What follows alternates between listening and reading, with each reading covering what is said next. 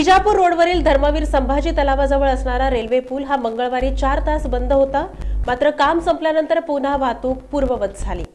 पत्रकार भवन विजापूर रोडवरील रेल्वे ट्रॅकवरील पुलावर एलास्टोमेरिक बेअरिंग सस्पेन्शन बसवण्यासाठी दुसऱ्या दिवशी पुन्हा 4 तासांसाठी वाहतुकीचा रस्ता बंद करण्यात आला होता. या 4 तासांच्या कालावधीत पर्यायी मार्गानं वाहन चालकांची मोठी गर्दी दिसून आली. रेल्वेचं काम पूर्ण झाल्यानंतर वाहतूक पुन्हा पूर्ववत सुरू झाली. मंगळवारी सायंकाळी 4 वाजता पुलावर सस्पेन्शनचं काम सुरू झालं.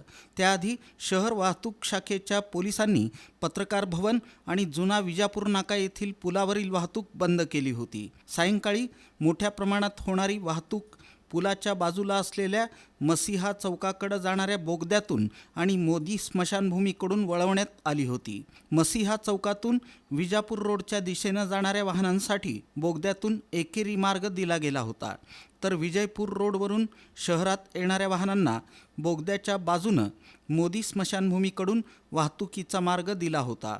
हा मार्ग पुढं रामवाडी शासकीय गोदाम येथील बोगद्यातून बाहेर पडत होता. सायंकाळी 4 ते रात्री 8 वाजेपर्यंत या रस्त्यांवर मोठी वाहतूक गर्दी झाली होती. सायंकाळी 6 नंतर रात्री 8 वाजेपर्यंत विजापूर रोड ते मोदी स्मशानभूमीपर्यंत वाहतुकीत मोठी कोंडी झाली होती. या कालावधीत वाहन चालकांना फार वेळ वाट पाहावी लागली. रात्री 8 वाजेपर्यंत पुलाच्या दुसऱ्या बाजूचं स्ट्रक्चर उचलून नवीन बेअरिंग बसवण्यात आली.